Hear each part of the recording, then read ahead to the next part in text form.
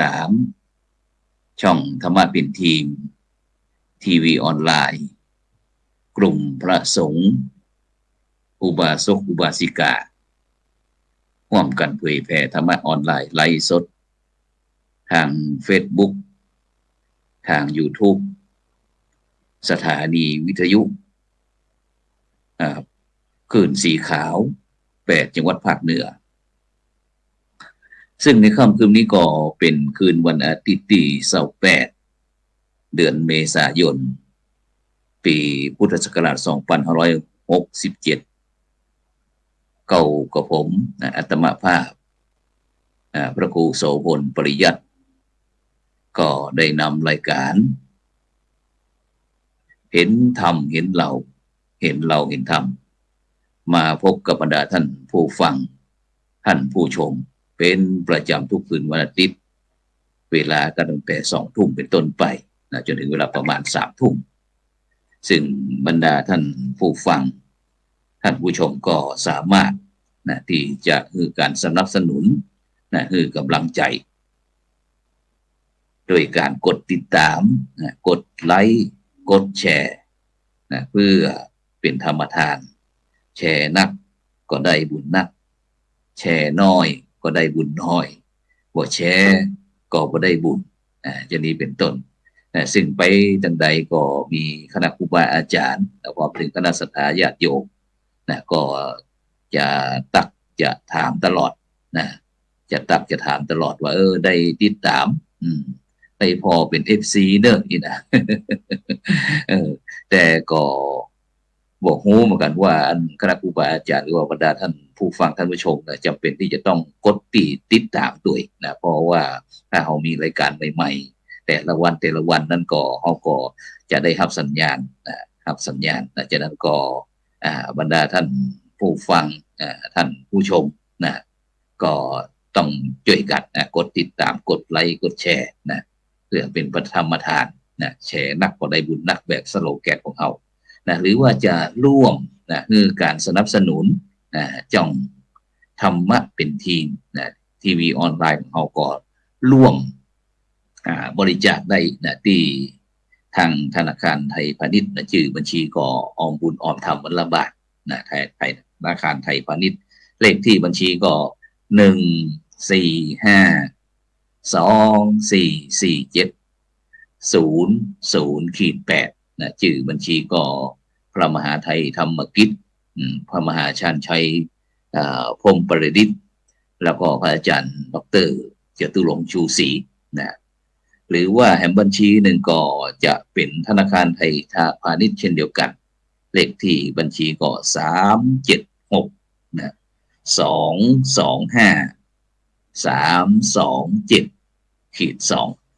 ชื่อบัญชีก็พระมหาดวงทิพย์ปริยัตถารีด็อกเตอร์ปริยนธรรม9ประโยคซึ่งก็ถือว่าเป็นผู้ประสานงานเครือข่ายจ่องธรรมะเป็นทีมทีวีออนไลน์ของเขาซึ่งวันนี้ก็เช่นเดียวกันบรรดาท่านผู้ฟังท่านผู้ชมซึ่ง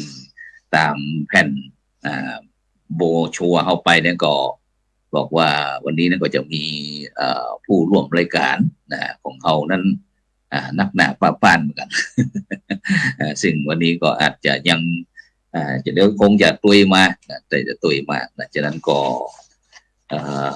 บรรดาท่านผู้ฟังท่านผู้ชมติดตามก็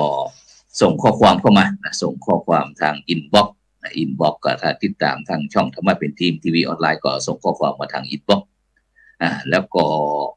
ส่วนบรรดาท่านผู้ฟังท่านผู้ชมที่ติดตามตั้งสถานีวิทยุเครือข่ายคลื่นสีขาว8จังหวัดภาคเหนือของเขาบอกว่าจะเป็นตั้ง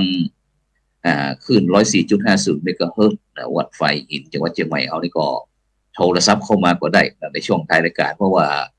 วันศุกร์นะเขาจะมีรายการชั่วโมงเกินวันเสาร์นั้นก็เขาจะมีวันละ1ชั่วโมงวันละชั่วโมงวันเสาร์วันอาทิตย์แต่ถ้าเป็นสัปดาห์แรกของต้นเดือนนั้นเขาก็จะมีการทำ MOU กับคลื่นสีขาวเป็นจังหวัดภาคเหนือนั้นก็อาทิตย์แรกนั้นก็2ชั่วโมงตั้งแต่ 20:00 นจนถึง 22:00 นฉะนั้นก็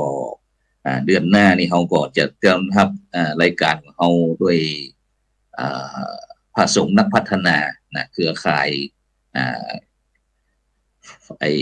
ตีกักน้ำแกนซีเมนต์นะแกนดินแกนซีเมนต์นะซึ่งก็พระสงฆ์นักพัฒนาก็จะมาออกในวันศุกร์นะวันศุกร์ที่3ส่วนวันเสาร์ที่4นั้นก็จะเป็นกลุ่มฮักเมืองรองซึ่งก็ให้บรรดาท่านผู้ฟังท่านผู้ชมได้เตรียมตัวไว้เพราะว่าสัปดาห์แรกเป็น2 ชั่วโมงเขาก็จะมีกิจกรรมอย่างต่างที่บรรดาพระสงฆ์พระสังฆเจ้าต่างๆที่ได้ทำกิจกรรมเขาก็จะได้นำมาร่วมสนทนาแก้ปัญหาหาทางแก้ไขปัญหาต่างๆนะซึ่งโดยเฉพาะบทบาทพระสงฆ์ในยุคสมัยใหม่อย่างวันนี้ก็เช่นเดียวกันเขาก็โดยเฉพาะวันนี้เขาก็จะมีเช่นเดียวกันมีรายการใหญ่ๆเข้ามาดังนั้นก็ต้องขอบคุณอนุโมทนากับบรรดาท่านผู้ฟังและท่านผู้ชมทุกท่านนะซึ่งตอนนี้ก็บรรยากาศวันนี้ออกอากาศที่อาคาร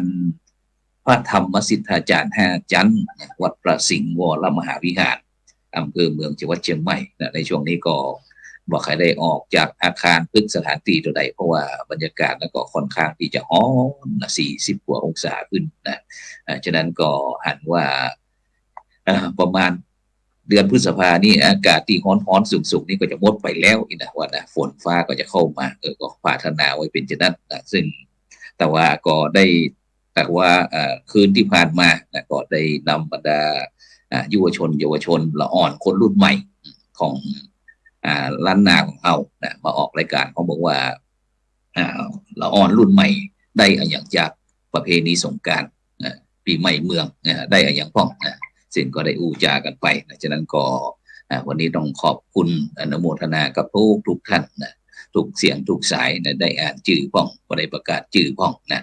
ก็ต้องขอสุมาอภัยด้วยนะขอสุมาอภัยเพราะว่าบ่สามารถที่จะอ่านรายชื่อท่านทุกคนได้ฉะนั้นก็วันนี้เขาก็จะไปพบกับผู้ร่วมรายการท่านแรกก่อนนะเพราะว่า2 ท่านยังบอกเข้ามาที่เอาไปที่ท่านอาจารย์พระครูปรีชาภิวัตรเจ้าคณะตำบลเวียงทุ่งหลวงนะเจ้าอาวาสวัดทุ่งหลวงอำเภอป้าวจังหวัดเชียงใหม่ผู้บากู้ภัยศูนย์กู้ชีพป้าววังหินนมัสการครับอาจารย์พระครูครับผม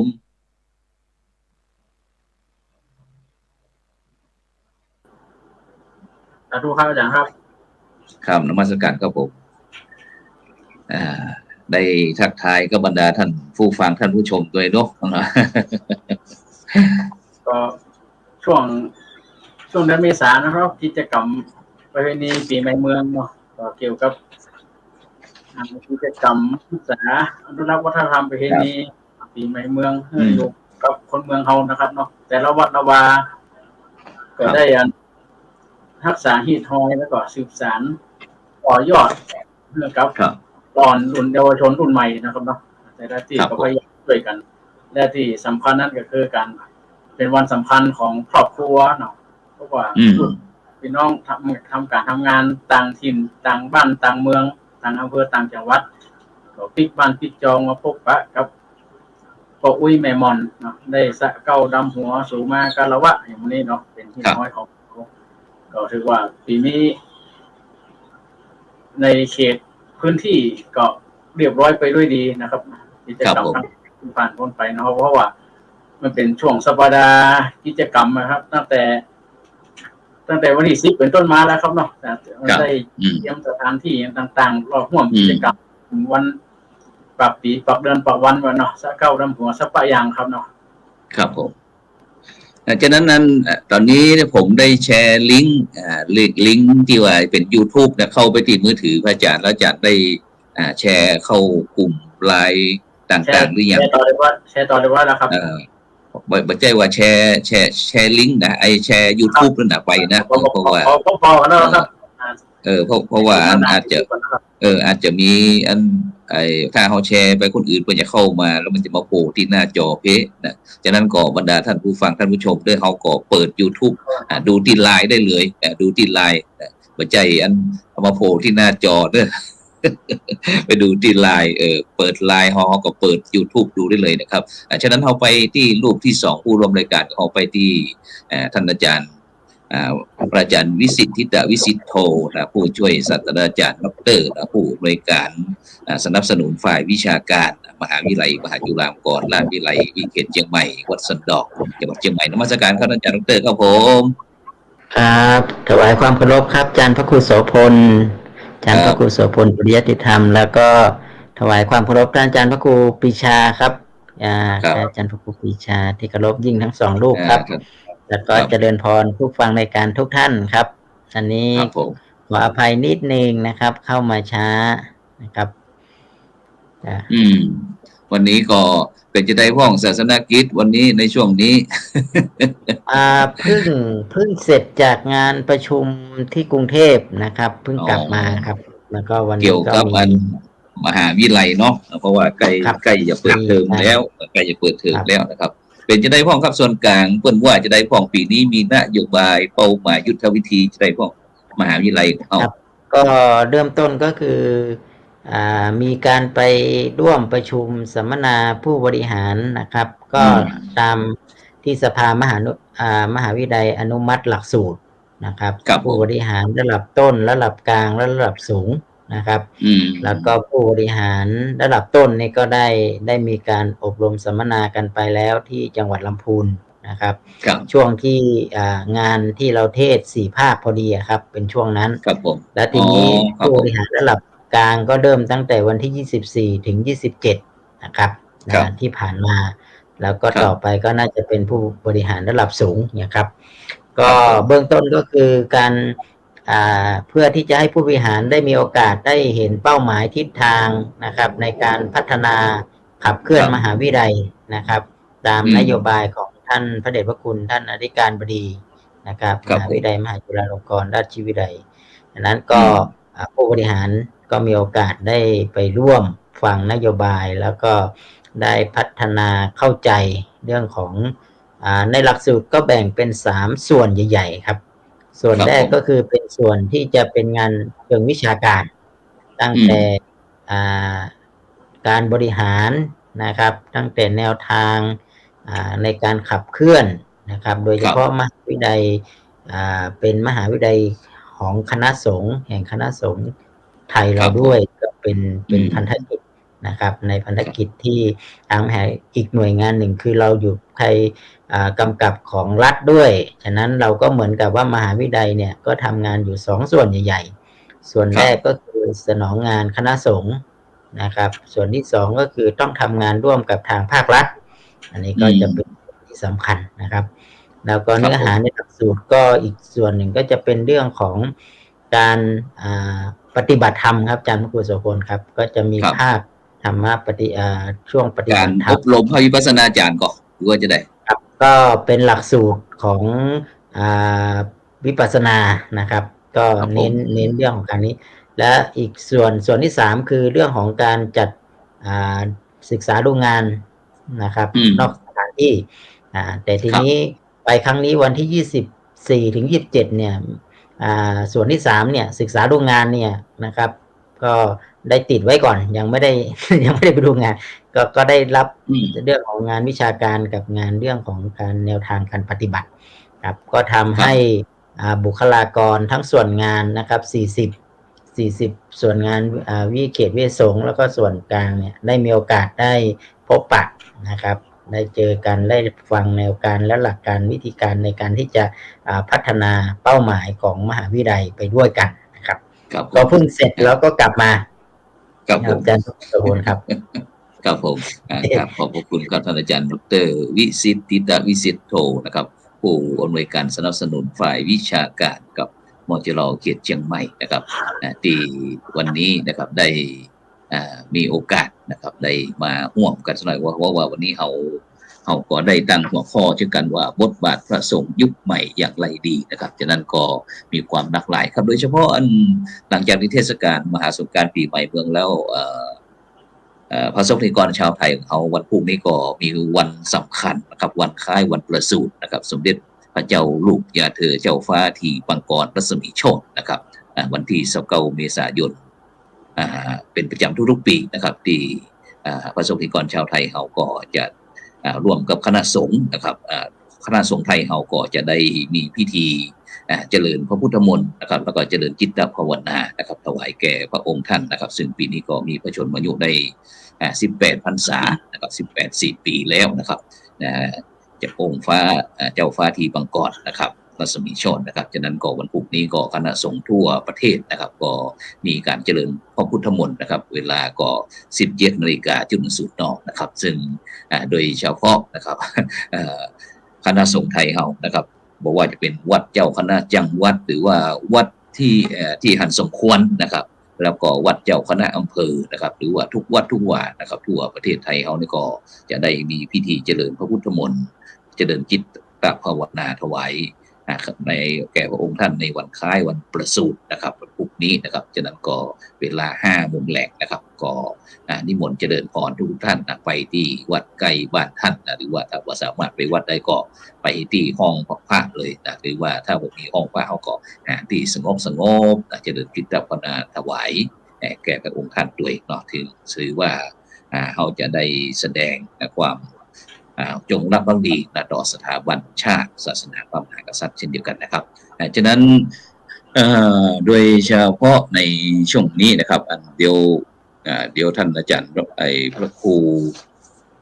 ปริยัตินะครับเจติยานุรักษ์นะครับผู้ช่วยศาสตราจารย์ดรนะครับซึ่งวันนี้ก็ได้รับข่าวดีเช่นเดียวกันว่าอาจารย์จะมีงานนะครับงานของครูบางานวันครูบาเจ้าศรีวิชัยนะครับเปิดถนนนะครับขึ้นสู่วัดพระธาตุดอยสุเทพครบรอบ89 ปีนะครับแล้วก็ชมมหกรรมนะครับชุมนุมรถโบราณนะครับระหว่างวันที่28 ถึงวันที่30 เมษายนพุทธศักราช 2567นะครับณมณฑลพิธีอนุสาวรีย์ครูบาเจ้าศรีวิชัยก็คือที่ด้านล่างนะครับที่ห้วยแก้วนะครับที่วัดศรีโสดานะครับฉะนั้นก็ในช่วงนี้ก็จะมีกิจกรรมงานต่างๆนะครับฉะนั้นเอาได้อู้ถึงเรื่องโดยเฉพาะนะครับโดยเฉพาะในปัจจุบันนี้นะครับว่าอย่างวันนี้ก็ข่าวดังขนาดนักท่านอาจารย์ดร. ที่จังหวัดชัยภูมินะครับซึ่งก็เป็นไปตามทางพระพุทธศาสนาเอาครับบอกว่าบุคคลหวานพืชเช่นไรก็ได้ผลเช่นนั้นนะครับฉะนั้นก็เอาก็ว่าต้องไปในฐานะที่เป็นพุทธศาสนิกชนนะครับก็ต้องหวั่นไหวนะครับเพราะว่าวันนี้มันเป็นเรื่องธรรมดานะครับว่าใจเรื่องที่วิเศษวิโสอย่างนะครับบอกว่าจะเป็นด้านพระสงฆ์องค์เจ้าคณะสัตยาญาติโยมเจ้าบ้านต่างๆนะครับก็อยู่ที่การดำเนินชีวิตว่าเขาจะดำเนินชีวิตเพราะว่าชีวิตเขาเนี่ยมันเลือกได้หลายท่านหลายคนนะท่านอาจารย์ครูบากู้ภัยหลายท่านหลายคนก็บอกว่าชีวิตคนเขาเลือกก็ได้แต่แล้วเนี่ยเขาเลือกได้ชีวิตเขานี่นะเขาเลือกได้แต่ที่มันผลมันออกแบบนั้นอ่ะเพราะเขาเลือกแบบนั้นเพราะเขาเลือกแบบนั้นเพราะฉะนั้นโดยเฉพาะยุคโลกาภิวัตน์เป็นยุควัตถุนิยมเป็นสมัยที่หรูหราฟู่ฟ้ามีการดิ้นรนไขว่คว้าแข่งขันเอาลัดเอาเปรียบถือว่ามือไผ่ยาวสาวได้สาวเอาฉะนั้นทุกวันนี้เขาจะหาว่าคนอยากจะรวยนักกว่าคนอยากจะดีคนอยากจะเป็นเศรษฐีนักกว่าเป็นสาธุชนนะเพราะว่าในปัจจุบันคนดีมีศีลธรรมมักจะได้รับความลำบากแล้วก็ถูกดูหมิ่นมีอำนาจที่ประพฤติผิดศีลผิดธรรมกับในการภาพการยกย่องฉะนั้นหลายท่านหลายคนก็อาจจะมองว่า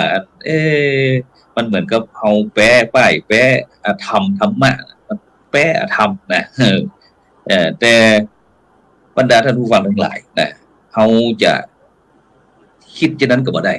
เพราะว่าเขาจะเป็นที่จะต้องมีการผสมประสานกันระหว่างยุคใหม่กับเก่าโดยเฉพาะ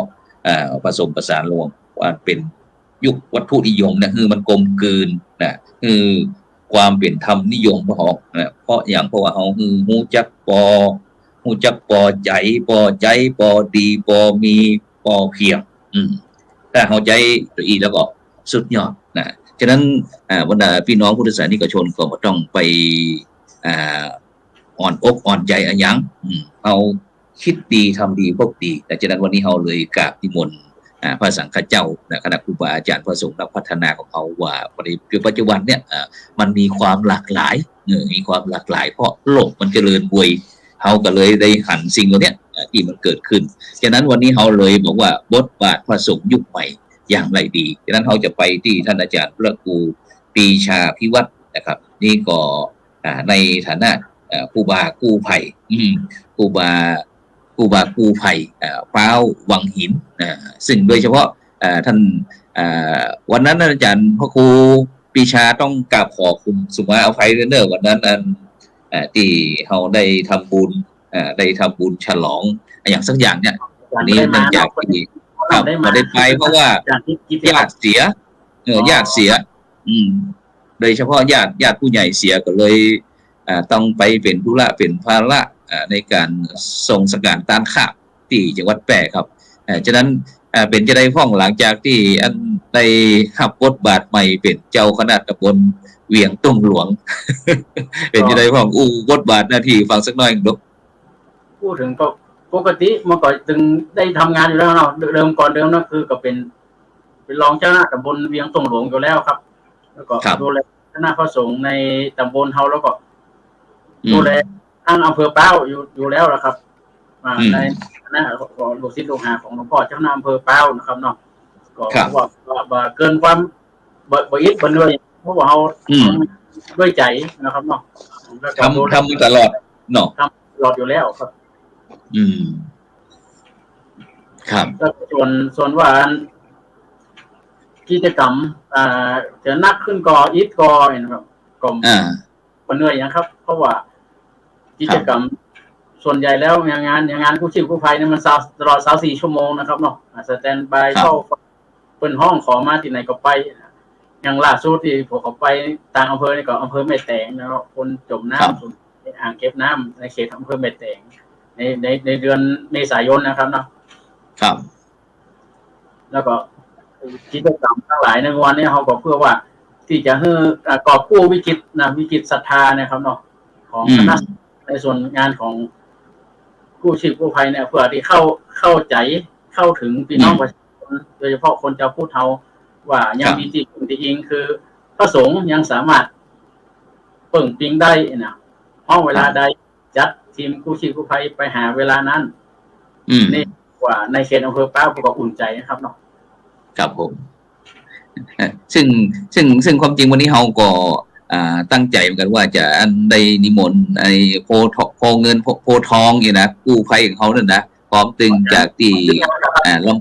ครับที่ลำปางแต่เนื่องจากที่ติดภารกิจนะครับฉะนั้นเป็นจะได้พ้อง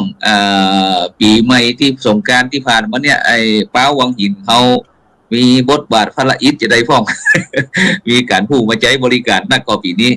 ก็พูดถึงว่าช่วงกิจกรรมช่วง7วันอันตรายของป้านี่ก็ปีนี้สถิติลดลงนะครับปีนี้จะมีตายกับเพิ่น1เคสหรือ2เคสเนาะแต่ปีนี้ครับปีนี้นะมีเหตุเกิดขึ้นบ่กี่รายครับ 2-3 รายที่เป็นเกี่ยวกับเรื่องรถยนต์เนี่ยนะครับ2ครั้งที่กู้ภัยเขาได้ออกด้วยเพราะว่ากู้ภัยป้าเนี่ยนั้นอยู่ในโซนตั้งเหนือนะครับตำบลหนองคอดในปังแล้วก็ในแวนนี่มีกู้ชีพกู้ภัยของอบต.และเทศบาลอยู่นะผม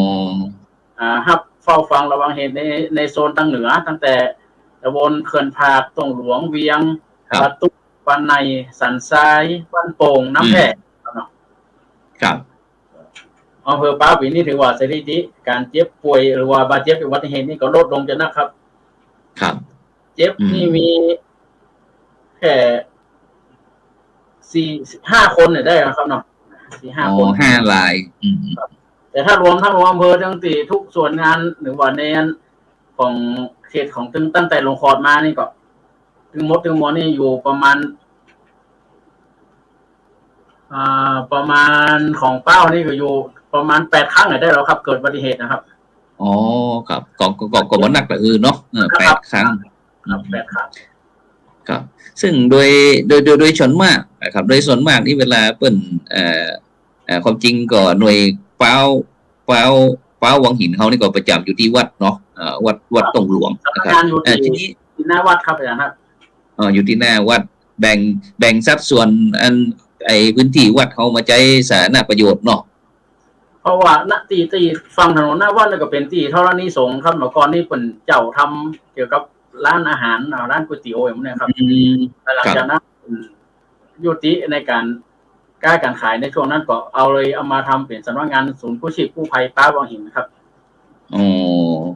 ก่อนรถที่เอาใจบริการครับผู้ป่วยฉุกเฉินเนี่ยที่ออกด่วนเนี่ยจะอยู่ห้องจอดรถตั้งนอกอยู่ประมาณ4 กันครับรถมันใจเตือกเนี่ยครับจะอยู่ในวัดกับอย่างรถดับเพลิงเรือยนต์เนี่ยครับเนาะรถรับส่งคนป่วยจากเป้าไปส่งโรงพยาบาลตามแถวอำเภอสันทรายทุกโรงพยาบาลสันทรายโรงพยาบาลนครพิงค์หรือว่ามหาราชเนี่ยนะครับส่วนใหญ่กันนั่นจะอยู่ทางในวัดแล้วก็รถที่ใจด่วนฉุกเฉินตลอด24 ชั่วโมงนี่ก็จะจอดอยู่ที่โรงจอดรถที่ข้างๆศูนย์กู้ภัยครับครับแล้วก็เจ้าหน้าที่ที่มาปฏิบัติงานกับหน่วยกู้ภัยป้าวังหินเขานี่เป็นไผ่จังใดมาจากจังใดมีการจ้างมีเงินเดือนอย่างบอกจิตอาสาครับมาจากจิตอาสาแล้วก็ส่วนใหญ่ก็มาจากหลายๆหน่วยงานนะครับส่วนราชการก็มีจากส่วนใหญ่แล้วก็จะเป็นเยาวชนนะครับที่เป็นลูกหลานละอ่อนนะครับส่วนใหญ่อย่างที่หันให้ผมนะเป็นเยาวชนที่มีจิตอาสาที่มีความต้องการที่จะมาร่วมแรงร่วมใจเพื่อพี่น้องชาวชาวบ้านดึงเยาวชนจากที่ใช้เวลาว่างช่วงปิดเทอมอย่างทั้งหลายไปสมัครเมาอย่างทั้งหลายเนาะเอามาฝึกในการปฐมพยาบาลเบื้องต้นในการกู้ชีพกู้ภัยเสาะหาคนหายในแพะในป่ากู้รถถนนหนทางเหล่านี้ครับครับอ๋อฉะนั้นก็ถือว่ายังมีเจ้าหน้าที่แล้วก็มีจิตอาสาที่เข้ามาร่วมงานกับป้าวังหินของเขาหน่วยกู้ภัยของเขานี่ก็ยังบอกว่าขาดสายนะครับอาจารย์นะครับนอกนั้นภาคีเครือข่ายด้วยอาจารย์ครับในอำเภอป้าของเขานอกจากที่จะเป็นต้งหลวงเวียงต้งหลวงแล้วเนี่ยอย่างตำบลอื่นเปิ้นเขาได้มีภาคีเครือข่ายก็หรือว่าในตำบลถึงอำเภอป้าต้องใช้ศูนย์ของเขาศูนย์เดียวมีภาคีเครือข่ายร่วมครับก็มีกู้ชีพกู้ภัยขององค์การบริหารส่วนตำบลลงคอดกู้ชีพกู้ภัยของการตำบลแม่ปังแล้วก็กู้ชีพกู้ภัยของตำบลแม่แวนครับอบต.แม่แวนแล้วก็ชาวบ้านนะครับที่รวมเป็นภาคีเครือข่ายกันแต่ส่วนใหญ่แล้วชาวบ้านอำเภอเป้าเนี่ยส่วนจะโทรเบอร์กู้ภัยเพราะว่ากู้ภัยเป้าเห็นนั้นเกิดมาตั้งแต่ปี2549แล้วครับเนาะโอ้เกือบแล้วก็ชาวบ้านประจำว่าถ้าเกิดเหตุในโซนไหนเขาก็ประสานงานต่อแล้วก็ถ้าเกิดมีผู้ป่วยหลายคนบาดเจ็บหลายคนเพราะว่ารถอีกแต่ละกันเนี่ยถ้าผู้ป่วยผู้รับบาดเจ็บอาการหนักนะครับก็สามารถเคลื่อนย้ายได้กันหนึ่งก็ได้แค่1 คนนะครับเนาะแล้วเราก็ต้องช่วยอย่างป้าว่าเห็นนี่มีรถกู้ชีพกู้ภัยเนี่ยอยู่ถึง3 กันนะครับลำเลียงผู้ป่วยหรือผู้รับบาดเจ็บฉุกเฉินเนี่ยแล้วก็เอาห้องยา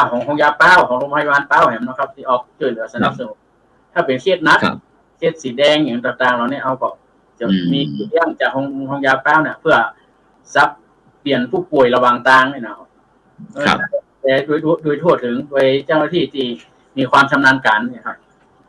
ครับผมอุปกรณ์เครื่องไม้เครื่องมือพร้อมเนาะดึงเครื่องตัดเครื่องทางอย่างต่างๆเนาะดึงอุปกรณ์ช่วยมีป้าบางแห่งนี่มีเครื่องตัดทางมีนักประดาน้ำเนาะค้นหาใต้น้ำเวลาสูญหายแล้วก็ทีมน้ำสูงนะตกดอยตกห้วยเวลาไปเสาะยำใกล้หน้าฟ้าหน้าฝนนี่ต้องเตรียมนะครับเสาะนอผ่องเสาะเน็ตทอปผ่องนี่มันดึงนะคิดวางแผนไก่ขนาดนั้นกับเดียวเพราะว่าเปิดห้องมาก็ต้องความทุกข์ของชาวบ้านเนี่ยเขาเนาะเพราะไก่ถึงนะครับเขามีอย่างก็ต้องช่วยคนควายสนับสนุนเสาะหามาเฮือละอ่อนทีมงานเพราะเขามีแฮงมีใจมือเขาละทางในส่วนฝ่ายบริหารดูแลจัดการทั้งหลายเนี่ยต้องหาทุนนะครับเนาะทุนแล้วก็อุปกรณ์ต่างๆ มาซัพพอร์ตมาเหือละออนได้ใจครับครับจากนั้นก็หันว่าปีหนึ่งก็ได้รับการสนับสนุนจากคณะสัตยาญาติโยมทางเมืองเป้าของเขาโดยการลองอู้ฟังว่าเวลาเขาไปใจเขาไปช่วยเนี่ยเขาบอกมีค่าใช้จ่ายเนาะครับบริการนี่คือบริการฟรีครับมีการเรียกร้องใดทั้งสิ้นครับนอกจากว่าชาวบ้านที่เขาช่วยเหลือเรียบร้อยนะคนอยากจะมีส่วนร่วมมาบริจาคสมทบทุนนี่ครับก็ยินดีครับแล้วก็ไฟเป้าแห่งนี้เกิดขึ้นในประกาศเจตนารมณ์ฮับใจพี่น้องประชาชนอำเภอเป้าเนี่ยวันที่3 กุมภาพันธ์ 2549ครับดังนั้นทุกวันที่3ของแต่ละทุก3 กุมภาพันธ์ทุกปีเนี่ยก็คือว่าเป็นวันครบรอบการก่อตั้งศูนย์กู้ชีพกู้ภัยก็มีการ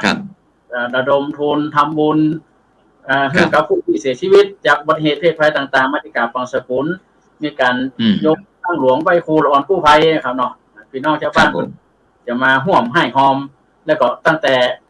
ประมาณวันที่ต้นเดือนมกราคมไปต้นไปนะก็มีรถโฆษณาผู้ไปทุกหมู่บ้านนะครับเจ้าแรงแดงไหนเจ้าไหนก็ได้3-4 หมู่บ้านประกาศกันไปเนาะเดินทุกห่วมในวันครบรอบกู้ภัยครับก็เอางบประมาณมาเป็นต้นทุนในการหาวัสดุอุปกรณ์แล้วก็โดยเฉพาะการดูแลรถกู้ภัยในวันนี้เบสเซตเนี่ยมีเกือบ10 กว่ากันนะครับรถทับส่งบาดเจ็บ3 กันนะครับเนาะรถยกเวลาไปกู้รถมันจนมันลุกมันเสีย6 ล้อ 1 กัน 4 ล้อ 1 กันรถอุปกรณ์แสงสว่างเครื่องตัดทางแล้วก็รถดับเพลิงเรือยนต์รถสนับสนุนที่เกิดเหตุนะครับแล้วก็เลื่อยยนต์ตัดไม้อย่างทั้งหลายเนี่ยมันก็ต้องซื้อน้ำมันดูแลความใจตลอดเวลาครับแล้วไอ้อุปกรณ์เหล่านี้ไปเอาจังใดมา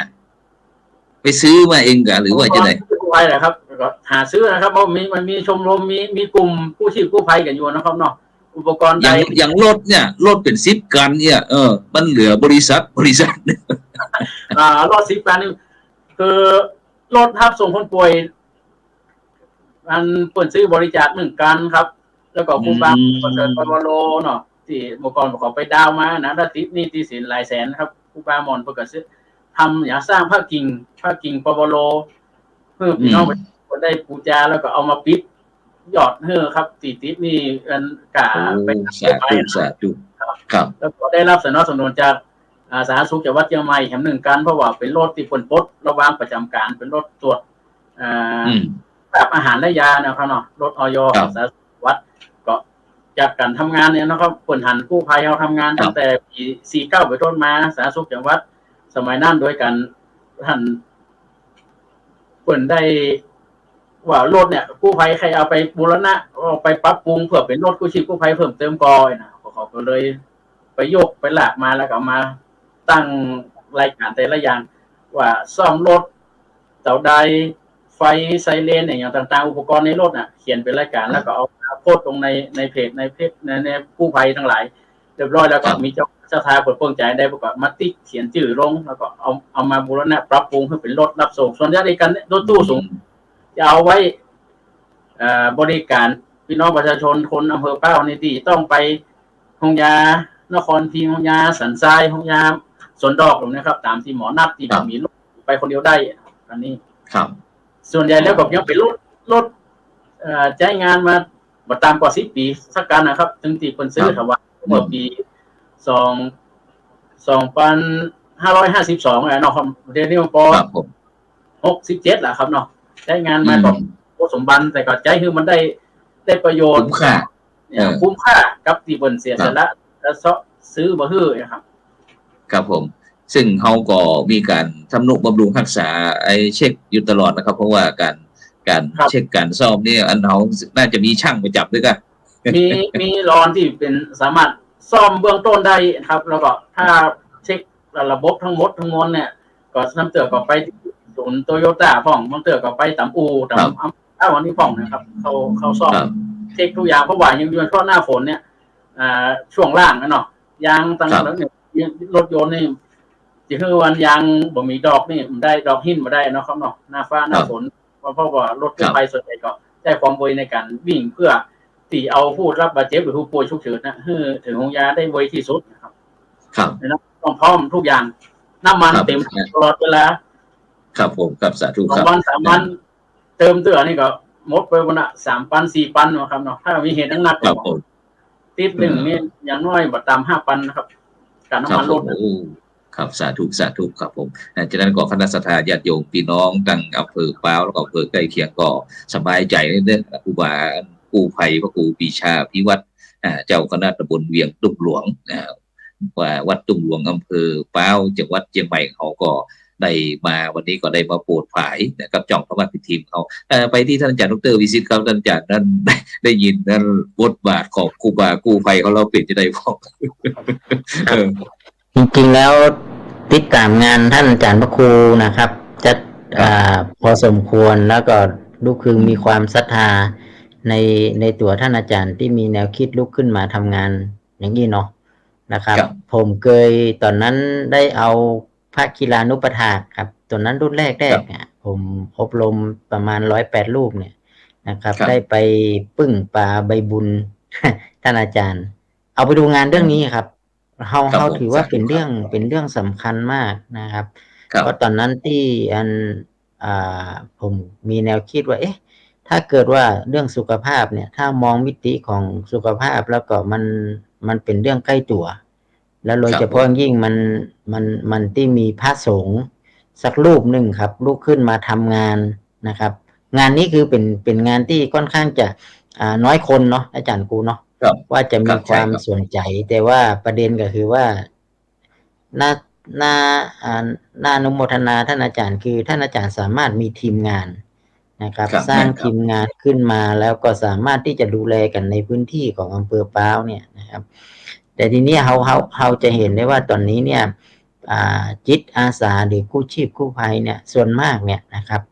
มันก็จะเป็นลักษณะของฆราวาสเข้ามาเนาะก็แต่ว่าเวลาเจ็บป่วยมาเนี่ยมันเหมือนกับว่าบางครั้งเนี่ยเรื่องของจิตใจเนี่ยเป็นเรื่องสำคัญแต่ถ้าเกิดว่าช่วงขณะที่พระเรามีโอกาสนะครับที่ได้มีโอกาสได้มีความรู้เรื่องของการดูแลคนเนี่ยแล้วสิ่งสำคัญก็คือถ้าเราพูดถึงแล้วเนี่ยสถานการณ์แบบนี้ครับเรามีโอกาสจะเจอเท่าเทียมกันกับฆราวาสนะครับแล้วเดี๋ยวถ้าเกิดว่ายังพระสงฆ์องค์ข้าเจ้าเฮานี่สำหายนะครับไปกิจนิมนต์พ่องไปหั่นไปนี่นะ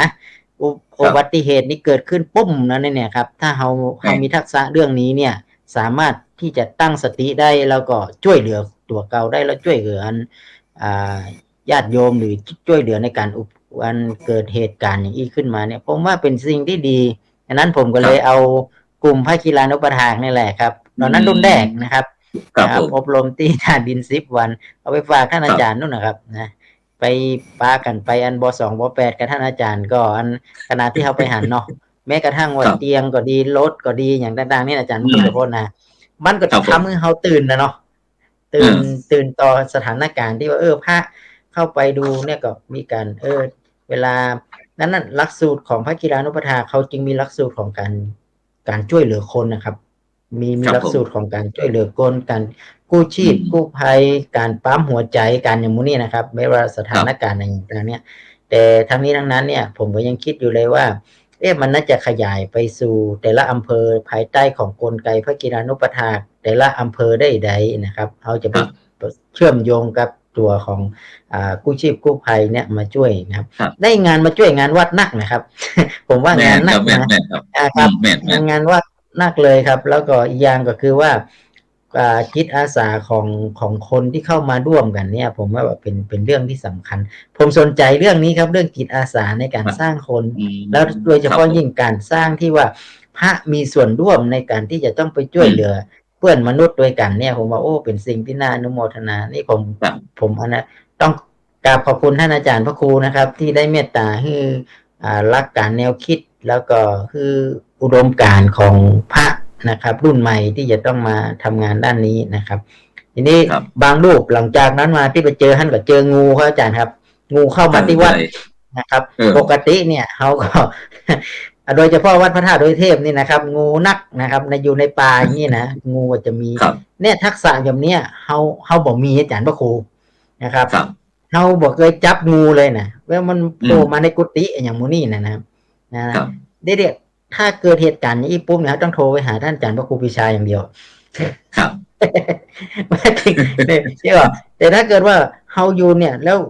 อารามของเฮาวัดของเฮาเนี่ยส่วนมากจะอยู่ในป่าเนาะติดกับป่าเพราะติดกับน้ำแม่น้ำเพราะอย่างนี้ครับ ครับ มันควรจะต้องมีการให้ความรู้เรื่องการจับงูเป็นนะครับจับงูเป็นบ่พอนี่นะตกน้ำเห็นว่ายน้ำมือเป็นนะครับลูกพระลูกเนนเฮาเนี่ยปกติต่อไปเนี่ยผมว่ามันต้องมีการฝึกว่ายน้ำกันให้เป็นเฮาเคยหันว่าเฮาจะส่งพระไปช่วยน้ำท่วมอีเนาะครับเนาะแต่ถามเลยครับพระที่จะไปช่วยเนี่ยว่ายน้ำบ่เป็นไงอาจารย์ครูมันจะไปช่วยจะได้เป็นภาระนี่นะผมว่าเนี่ยดักผมว่าต่อไปเนี่ยผมคิดว่าน่าสนใจว่าทักษะหรือความรู้ของพระเนนเนี่ยมันจะต้องนักขึ้นเสื้อจันทร์ครูปิชาเพิ่นทำเพิ่งเห็นแล้วครับว่าพระเขาทำได้น้อยจันทร์พูดเนาะมันบ่ได้ผิดพระธรรมวินัยครับมันทำได้แล้วก็ทำเสร็จแล้วเนี่ยขณะที่อาจารย์ครูทำแล้วมีศรัทธาญาติโยมเข้ามาเลื่อมใสศรัทธานักขึ้นฉะนั้นมันจึงทำให้พระพุทธศาสนาเฮามั่นคงครับพุทธบริษัท4มันจะต้องมากันจะอีเชื่อเลยว่าคนฟังรายการนี้นะถ้าหูว่าทุกเจ้าจับงูเป็นนี่โอ้สบายเลยครับเก่งขนาดนั้นครับนะจับงูจับอย่างพวกนี้ว่ายน้ำช่วยคนได้นี่นะผมว่าสุดยอดนะครับผมก็เลยว่าเดี๋ยววันหลังจะไปขอเมตตาอาจารย์พระครูคือความรู้เรื่องนี้ด้วยนะครับเพื่อจะมาจับงูแถววันในเวียงเนี่ยนักเหมือนกันนะครับงูนี่นะโดยเฉพาะวัดพระธาตุดอยสุเทพการจับงูวันนี้ก็ซึ่งเป็นส่วนหนึ่งของงานกู้ชีพกู้ภัยนะครับช่วยเหลือเจ้าบ้านผมเมื่อคืนอุ่นใจคนเนาะแล้วก็อย่างหนึ่งเรื่องการดำน้ำหรือว่าลอยตัวในน้ำอย่างนี้ครับเพราะว่าถึงวันนี้ทีมศูนย์กู้ชีพกู้ภัยเป้าแถวนี้ได้ส่งอาสากู้ภัยของเนี่ยไปเฮียนดำน้ำสากลนะครับสามารถดำน้ำได้ทั่วโลกแล้วก็เอามาสอนรอนกู้ชีพกู้ภัยนะตอนนี้ผ่านไปละ4 รุ่นนะครับรุ่นละ50 คนรุ่น5นี่จะฝึกในช่วงกลางภาษานะครับประมาณกลางภาษา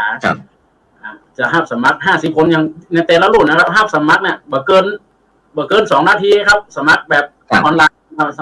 ว่าใครที่สนใจเข้ามาเนี่ยก็เขาก็กดเข้ามาสมัครเนี่ยบ่เกิน2 นาทีเต็มเลยครับถ้าของคุณท่านนี่อย่าเปิดโอเพนคือการห้ามสมัครนี่สมัครได้นักแต่จะมีการคัดเลือกคนที่มีกำลังพร้อมที่จะฝึกเป็นนักประดาน้ำรุ่นที่5ครับผมมีการอบรมที่อำเภอป้าวเพราะว่ามีอ่างหรือมีเขื่อนขนาดเล็กนะครับเขื่อนน้ำแม่สะดวกเขื่อนแม่สะดวกเป็นสถานที่ฝึกแล้วก็วัดตรงหลวงเนี่ยเป็นสถานที่ให้เขามาพักผ่อนแล้วก็ฝึกด้านดีศูนย์บริการทุกอย่างเอาตีวัดตรงหลวงแล้วก็ไปภาคปฏิบัติก็ไปยันอ่างเก็บน้ำแม่สะดวกนะครับเขื่อนแม่สะดวกครับผมครับสาธุครับงั้นเราไปที่ท่านอาจารย์พระครูปริยัติเจติยานุรักษ์นะครับผู้ช่วยศาสตราจารย์ดร.ครับจากผู้ช่วยเจ้าอาวาสวัดพระธาตุดอยสุเทพนะครับวันนมัสการครับอาจารย์ดร.ครับผมครับผมถวายความเคารพครูบาอาจารย์ทุกรูปครับต้องขอไปเข้ามาช้าหน่อยเพิ่งเสร็จจากงานเขาจะที่ศาสนกิจอย่างวันนี้นะครับเป็นงานที่ทางวัดพระธาตุดอยสุเทพร่วมกับเทศบาลตำบลสุเทพและศรัทธาประชาชนทั่วไปได้จัดงานครบรอบ89 ปีครูบาเจ้าศรีวิชัยเปิดถนนขึ้นสู่วัดพระธาตุดอยสุเทพงานเริ่มวันนี้เป็นวันแรกครับพรุ่งนี้เป็นวันที่2และวันที่30เป็นวันไฮไลท์ของงานซึ่งวันนี้กิจกรรมอย่างพ่อครับมีกิจกรรมอย่างพ่อท่านอาจารย์ตั้งแต่เช้าเลยเมื่อเช้านี้ก็มีการประกวดนักเรียนโรงเรียนต่างๆมาประกวดสวดมนต์หมู่ทำนองสัมพัญญะนะครับในช่วงเช้าและช่วงบ่ายก็มีการประกวดข้าวห้ำเป็นแบบล้านนาของเราเลยประกวดข้าวห้ำแล้วก็ประกวดวาดภาพครูบาเจ้าศรีวิชัยในมุมมองที่คุณไม่เคยเห็นนะครับก็มีผู้คนเข้ามาร่วมกิจกรรมกันเยอะแยะมากมายแล้วช่วงเย็นก็มีการทำวัดเย็นเจริญจิตภาวนาแล้วก็การแสดงพระธรรมเทศนานะครับเพิ่งเสร็จตอน2 ทุ่มหน่อยๆแล้วผมก็รีบขึ้นมาบนดอยก็คืนนี้ครับใครเป็นองค์แสดงพระธรรมเทศนาคืนนี้องค์แสดงพระธรรมเทศนาได้รับความเมตตาจากท่านพระอาจารย์พระครูธีรสุตตพจน์ดร.ผู้ช่วยในการบริหารมจร.วิทยาเขตเชียงใหม่ของเราเนี่ยครับซึ่งท่านพระอาจารย์จะเป็นคนที่มีความรู้เรื่องล้านนามีความรู้เรื่องครูบาเจ้าศรีวิชัยเป็นอย่างดีค่ำคืนนี้ท่านก็ได้แสดงพระธรรมเทศนาประมาณชั่วโมงหน่อยๆนะครับก็กำหนดเวลานะครับ ครับ พรุ่งนี้ก็ยังมีอีกนะครับท่านอาจารย์ ครับ พรุ่งนี้สำคัญ ครับ ถ้าเป็นไปได้นี่มาเกาะลิงก์เกาะไลฟ์เกาะ Facebook ไลฟ์ของวัดพระธาตุดอยสุเทพนะครับพรุ่งนี้ช่วงเช้านี่9 นาฬิกาจะเป็นการเสวนาทางวิชาการได้รับความเมตตาจากครูบาอาจารย์หลายท่านนะครับ ก็มีท่านอาจารย์ธเนศเจริญเมือง อาจารย์สมฤทธิ์ลือชัย อาจารย์ในหน้า4-5 ท่านครับอาจารย์พระครูธีรสุตพจน์ผมต้องดูโพยก่อนนะผมจำชื่อไม่ได้เหมือนกัน เพราะว่างานละอย่างเลยนะครับช่วงเช้าครับอาจารย์จะเป็นการเสวนาทางวิชาการเนี่ยซึ่งพรุ่งนี้ก็ท่านหนึ่งก็คืออาจารย์พระครูธีรสุตพจน์ของเรานี่แหละครับแล้วก็อาจารย์ศาสตราจารย์ดร.ธเนศเจริญเมืองนะครับจากมช.นะครับอาจารย์พงศักดิ์มนัสตรงนะครับแล้วก็อาจารย์สมฤทธิ์ลือชัยรองศาสตราจารย์ดร.วสันต์ปัญญาแก้วซึ่งท่านเหล่านี้เป็นผู้มีความรู้ประวัติศาสตร์ล้านนาเป็นอย่างดีจะมาเล่ามุมมองครูบาศรีวิชัยนะครับในมุมมองต่างๆแล้วก็การที่ครูบากำลังจะเชิดชูครูบาเป็นบุคคลสำคัญของโลกซึ่งทางคณะสงฆ์และบ้านเมืองโดยกระทรวงวัฒนธรรมเป็นเจ้าภาพหลักมีคณะสงฆ์จังหวัดเชียงใหม่ลำพูนร่วมกันนะครับและพาประชาชนทั่วไปเพื่อที่จะเชิดชูครูบาเจ้าศรีวิชัยให้เป็นบุคคลสำคัญของโลกในปีที่150นะครับก็จะตรงกับปี2571พอดีนะครับก็จะมีการประกาศจากยูเนสโกให้ครูบาเจ้าศรีวิชัยเป็นบุคคลสำคัญของโลกอันนี้เราคาดหวังอย่างนั้นซึ่งกิจกรรมใน3วันนี้ก็จะเป็นกิจกรรมที่จะมาหนุนเสริมให้ครูบาเจ้าได้รู้จักแพร่หลายเรามีการไลฟ์สดแล้วก็มีการเผยแพร่ไปทั่วนะครับเพื่อที่จะให้ผู้คนได้เห็นความสำคัญของครูบาเจ้าศรีวิชัยซึ่งหลักๆในปีนี้ครบรอบ89ปีในการทำถนนขึ้นดอยสุเทพนี้ก็ถือว่าเป็นงานที่ยิ่งใหญ่ซึ่งเราได้ร่วมกับชมรมรถโบราณล้านนาจังหวัดเชียงใหม่นำรถโบราณ50 กว่าคันท่านพระอาจารย์สาธุครับรถโบราณเนี่ยมีผมถามว่าอายุมากที่สุดนี้อายุเท่าไหร่เพิ่นบอกว่าประมาณ 1,000 ประมาณ170 ปี100 กว่าปีนะครับ170 ปีนะครับที่อายุเก่ามากที่สุดก็ศรัทธาญาติโยมถ้าใครว่างก็สามารถที่จะเชิญมาร่วมงานได้มาชมรถโบราณแล้วมาร่วมกิจกรรมเยอะแยะมากมายที่ขวงอนุสาวรีย์ครูบาเจ้าศรีวิชัยนะครับตรงข้างๆนั้นก็จะเป็นสถาบันมูลที่ครูบาเจ้าศรีวิชัยก็มาร่วมงานได้28 29แล้วก็30ช่วงเช้าจะอยู่ตรงลานอนุสาวรีย์ครูบาเจ้าศรีวิชัยแล้วก็จะได้มีการอัญเชิญรูปเหมือนครูบาเจ้าศรีวิชัยขึ้นสู่วัดพระธาตุดอยสุเทพในช่วงเช้าของวันที่30ครับอาจารย์ตลอดเส้นทางก็จะมีจุดซุ้มต้อนรับอีก4จุดเหมือนกันที่วังบัวบานวัดผาลาดแล้วก็หอดูโค้งชมวิวแล้วก็หอดูดาวแล้วก็จุดสุดท้ายก็จะที่โค้งประตูโค้งบันไดนาควัดพระธาตุดอยสุเทพก็มีกิจกรรม5จุดในวันที่30นะครับญาติโยมก็สามารถที่จะมาร่วมกิจกรรมได้นะครับในวันพรุ่งนี้แล้วก็วันที่30นะครับผมถ้าใครมีเวลามีโอกาสท่านพระอาจารย์ครับครับผมงั้นก็เสาร์8เสาร์9 30นะครับรวมเจอร่วมงาน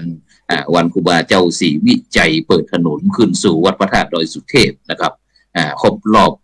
89 ปีนะครับแล้วก็มีมหกรรมชมรมรถโบราณผมยังหัดอิจฉาหันอาจารย์เอาลง Facebook ผมอิจฉาว่าผมอยากจะเล่นหนังมาโทษเองนะ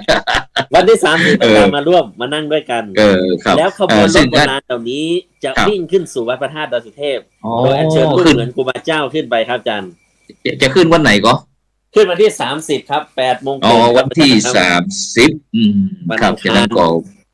วันอังคารวันแห่งดีครับฉะนั้นก็บรรดาท่านผู้ฟังท่านผู้ชมเด้อแต่เพื่อที่เขาจะได้ยกยอครูบาเจ้าศรีวิชัยนักบุญแห่งล้านนาของเขาเนี่ยเป็นบุคคลสำคัญของโลกด้วยนะเป็นสิ่งที่สำคัญที่มหาวิทยาลัยมหาจุฬาเขานั้นได้เป็นแม่ข่ายแม่งานในการที่จะได้สนองแสดงความกตัญญูต่อครูบาเจ้าศรีวิชัยซึ่งครูบาเจ้าศรีวิชัยก็อดีตก็เป็นเจ้าอาวาสวัดประสิงห์วรมหาวิหารผมไปได้ผมก็จะบอกผ่านดอยตีผมก็จะบอกว่าหลวงปู่เป็นเจ้าอาวาสผมเป็นผู้ช่วยเจ้าอาวาสหลวงปู่ต้องดูแลผมเด้ออีนะครับ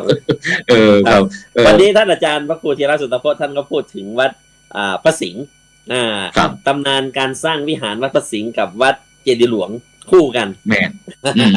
มันสร้างคู่กันแล้วก็มีการได้ไปช่วยเหลือหลายๆสิ่งหลายอย่างก็เล่าเป็นเกร็ดความรู้ มุม ครับ มอง ซึ่ง ใหม่ที่ผมก็ไม่เคย แม่น ได้ฟัง แม่นครับแม่นแต่อันคนทั้งหลายเนี่ยบอกเคยได้ยินเรื่องนี้ครับฉะนั้นก็จะมีการเสวนาก็ได้ก็ วันพรุ่งนี้ครับอาจารย์ วันพรุ่งนี้กี่โมง 9 โมงครับนิมนต์ท่านพระอาจารย์มา เก้า เลยหรือ 9 โมง ถ้าอาจารย์มา แล้วก็ ไม่ได้นะครับ ถ้าอาจารย์มาไม่ได้ก็เปิด Facebook เพจวัดพระธาตุดอยสุเทพเลยครับผม ครับ เพราะว่าวันพรุ่งนี้จะอันพอดีจะขึ้นไปกับท่านอาจารย์ดร.วิสิตติตวิสิตโธจะขึ้นไปที่อันอำเภอฝางไปเรื่องการศึกษาการเรื่องการศึกษา อ๋อครับผม ครั